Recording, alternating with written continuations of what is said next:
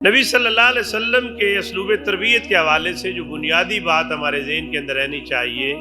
وہ یہ ہے کہ آپ نے جزیرۃ العرب کے اندر، جس کے بارے میں سیرت نگاروں کا اتفاق ہے کہ وہ تہذیب سے ناواقف لوگ تھے،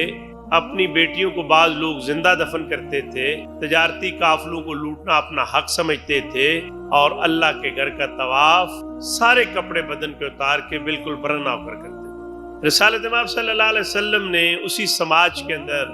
اس سے بالکل ایک مختلف بات کی، اور وہ بات کیا تھی؟ آپ نے فرمایا کہ ہر دین کا کوئی وصف ہوتا ہے، اور اسلام کا وصف کیا ہے؟ اسلام کا وصف جو ہے وہ حیا ہے۔ اور اسی اعتبار سے پھر نبی صلی اللہ علیہ وسلم نے صفا کے چبوترے اور حضرت ارقم کے مکان میں،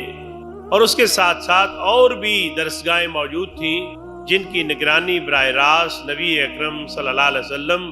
خود فرمایا کرتے تھے۔ انہوں نے اس سماج کے اندر سے،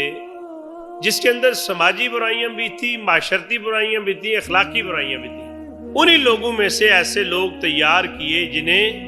انبیاء علیہ السلام کے بعد افضل البشر قرار دیا گیا۔ صحابہ اکرام رضوان اللہ اجمعین کی زندگیاں جو ہیں ان کے بارے میں فرمایا گیا کہ یہ انبیاء علیہ السلام کے بعد اس دنیا کے اندر جو ہیں وہ افضل البشر